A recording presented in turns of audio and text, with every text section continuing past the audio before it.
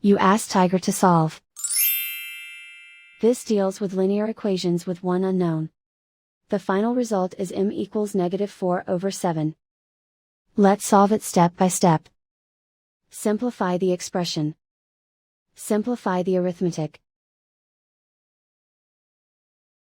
Group all constants on the right side of the equation. Add 4 to both sides. Simplify the arithmetic.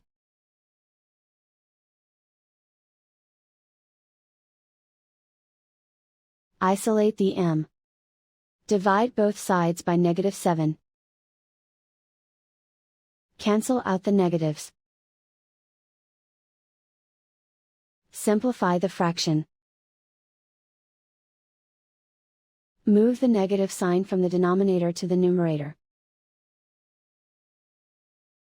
And so the final result is m equals -4/7.